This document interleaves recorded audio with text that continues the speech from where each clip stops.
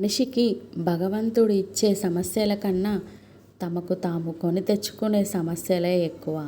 మనుషుల మధ్య అహంకారం, అజ్ఞానం, పెత్తనం, తమకు ఇష్టం వచ్చిన ప్రకారం నడుచుకోవడం, వాటి కోసం పరిగెత్తడం, పేరు కోసం తపన పడడం, ఇతరులను ఎదగకుండా చేయడం, ఇలా మనుషులు తమకు తాముగా ఇరుక్కొని నరకం పొందుతున్నారు.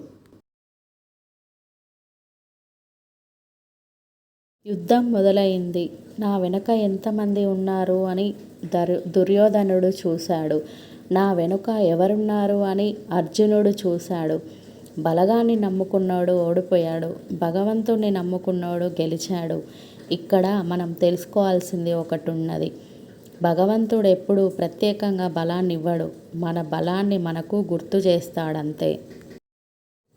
పేరుకి అందరూ బంధువులే, కానీ సమయం వచ్చినప్పుడు తెలుస్తుంది ఎవరు బంధువులో, ఎవరు రాబంధులో, ఎవరు ఆత్మ బంధువులో అని.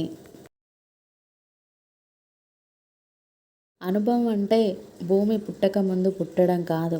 ఏదైనా మాట్లాడే ముందు ఎదుటి వ్యక్తి మనసు నొచ్చుకుంటుందా అని ఆలోచించి మాట్లాడే బుద్ధి ఉండడం. అది లేనప్పుడు ఎంత వయసున్నా అనుభవం ఉన్నా వ్యర్థమే. పేరుకి అందరూ బంధువులే, కానీ సమయం వచ్చినప్పుడు తెలుస్తుంది ఎవరు బంధువులో, ఎవరు రాబంధులో, ఎవరు ఆత్మ బంధువులో అని.